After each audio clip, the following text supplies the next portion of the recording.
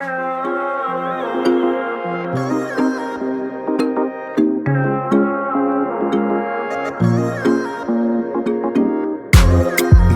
mi bize ayrılık vakti?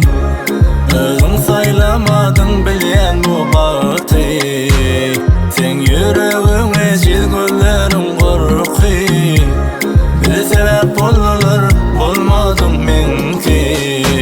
Yaşamak kıyın sensiz, bu yüreğim demsiz. Inni çaresiz men, gül yüzünü görmesem men. Alsınlar canım, yok çıtman yüzüm. Başka hiç tat gerek değil. Yönü seni berseler bana. Seni vermediler bana. Hiç düşünüp bilmedimle men şoma. Geldi mi bize ayrılık vakti? Özün saylamadın bilyen bu bahtı. Sen yüreğine çizgilerin korku.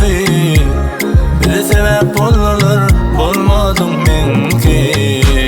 Geldi mi bize ayrılık vakti? Özün saylamadın bilyen bu bahtı.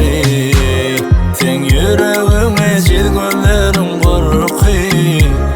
Bir sebep olurlar olmadım men ki.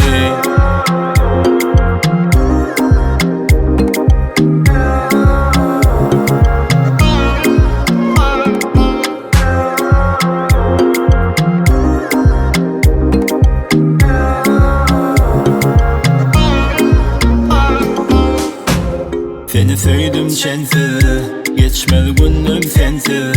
Söyümde söyledim kimsiz, dinle durmuş manisi. Alsınlar canım, yok çıtman yüzüm.